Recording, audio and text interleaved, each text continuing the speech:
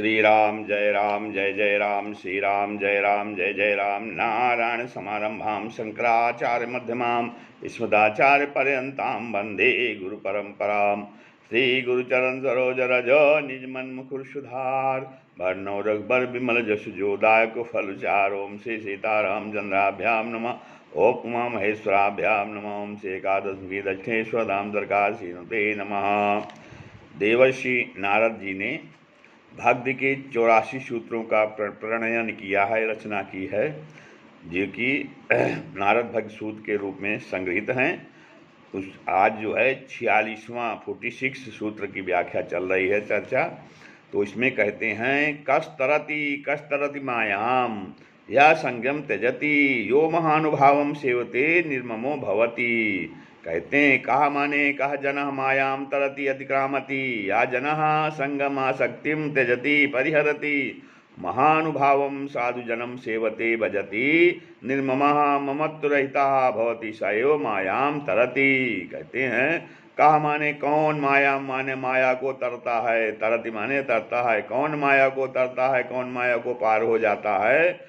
कहते हैं यह जो संगम, जो संग को त्यागता है, जो कुसंग को त्यागता है, वो माया को पार पा जाता है। जो संग का त्याग करता है, संग माने आसक्ति का त्याग करता है, वो जो है वो माया को पार पा जाता है। और जो महानुभावम, जो यह माने जो महानुभावम सेवते, और जो महानुभाव अर्थात साधु पुरुषों को भजता है, साधु पुरुषों की सेवा करता है। निर्ममः, जो ममता रहित है, ममता रहित होता है, वो जो है माया को पार पा जाता है। कहते हैं कि मनुष्य मात्र स्वभाव से ही यह चाहता है कि मेरे दुख दूर हों। सभी मनुष्य चाहते हैं कि हमारे दुख दूर हो जाएं और हमको सुख मिले, परंतु यह दुख दूर होना और सुख मिलना मनुष्य की इच्छा के अधीन नहीं है।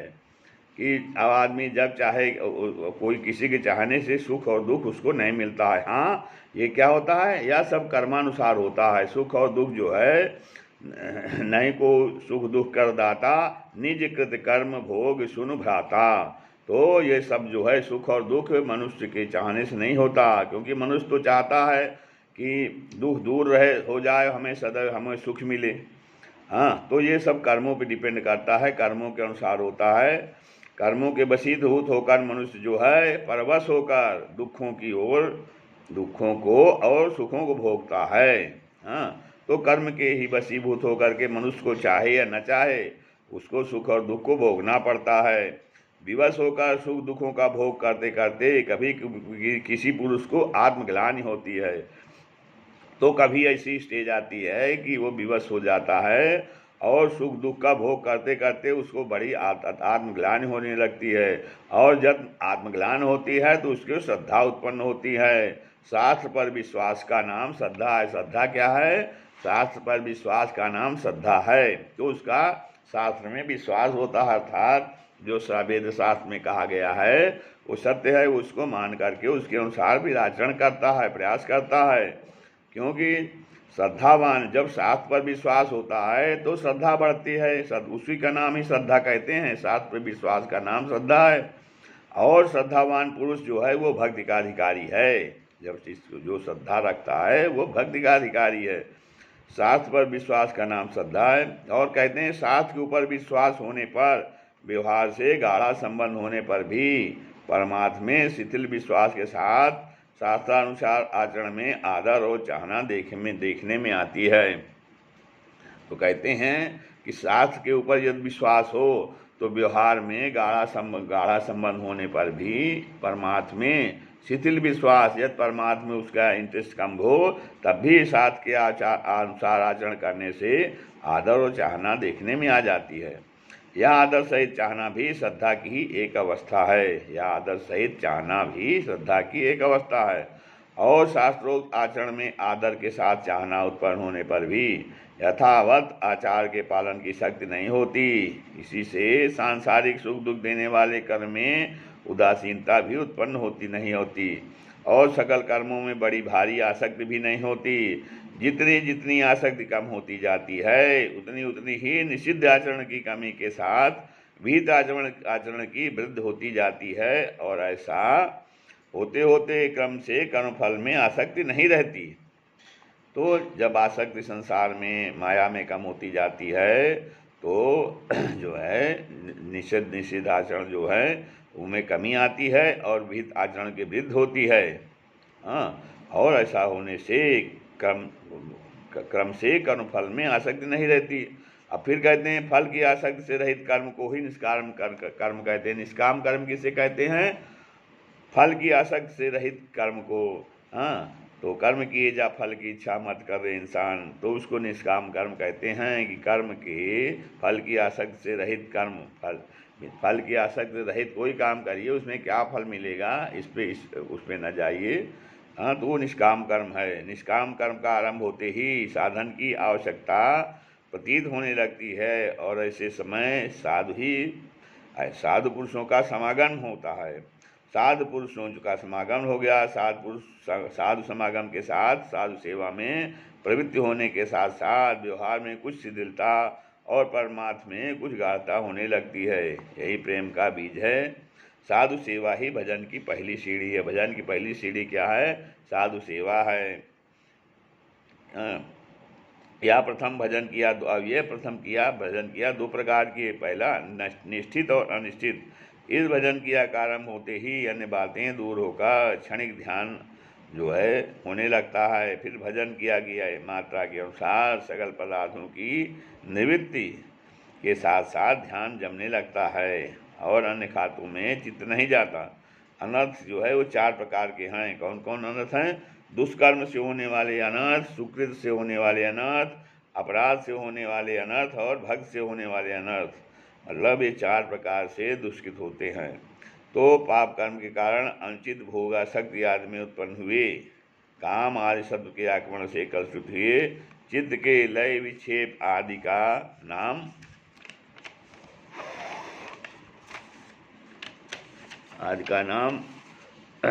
दुष्कर्मोक्त अनर्थ है। पुण्य कर्म बस शुद्ध भोगासक्ति आदि के कार्य रूप लय विक्षेप आदि का नाम सुकृतोत्थ अनर्थ है। हाँ, दुष्कर्मोत्थ अनर्थ और सुकृतोत्थ अनर्थ। नाना अपराध से उत्पन्न हुए लय विक्षेप आदि अनर्थों का नाम अपराधोत्थ अनर्थ है। शिव कोई अलग ईश्वर नहीं है। विष्णु का ही एक अवतार है, तथापि उनको बहुत से मित्र उनको विष्णु से भिन्न अलग ईश्वर मानना तथा गुरुदेव में मनुष्य बुद्धि आदि अवज्ञा करना, वेद पुराण आदि शास्त्रों की निंदा करना, नाम में अर्थवाद अर्थात भगवान नाम की जो शक्तियाँ हैं वो शास्त्रों में नहीं हैं, किंतु प्रशंसा की बात है ऐसा समझना। नाम की गलत व्याख्या या कृष्ण कल्पना करना, नाम के बल पर पाप कर्म जो है करना, नाम को अन्य शुभ कर्मों के समान समझना, श्रद्धाहीन को नाम का उपदेश देना और नाम का महात्म्य सुनकर भी नाम में प्रीति न करना, ये 10 अपनाम अपराध हैं। तो भक्ति के द्वारा होने वाली पूजा आदि की चेष्टा से उत्पन्न हुए लय विक्षेप आदि का नाम भक्त्युत्थ अनर्थ है। ये चारों प्रकार के अनर्थ जितने कम होंगे उतनी ही भजन में निष्ठा होगी। निश्चलता तो को निष्ठा कहते हैं। अनर्थ दशा में लय विक्षेप आदि के कारण भजन में निश्चिंतता नहीं होती, निश्चलता नहीं होती। जितने जितने लय विक्षेप आदि अनर्थ होते जाएंगे, जितने जितने लय विक्षेप आदि अनर्थ कम होते जाएंगे उतनी ही निश्चलता होनी चाहिए। इन अनर्थों के निवृत्त होने का उपाय श्री चैतन्य देव जी ने कहा है। क्या कहा है? तृणादपि सुनीचेने तरोरपि सहिष्णुना अमानिना मानदेन कीर्तनीय सराहरी सराहरी। तिनके से भी ऊंचा, बूझ से भी अधिक सहनशीलता, निरभिमान होना और भगवान में तिनके की ही जागी है। तो ऐसा समझकर दूसरों का सम्मान करना, ऐसा होकर निरंतर भगवान नाम कीर्तन करे। इस उपदेश पर चलने पर भजन में निष्ठा हो जाएगी। निष्ठा के अनुसार रुचि होकर आसक्ति होगी। आसक्ति होने पर ध्यान जमने लगेगा।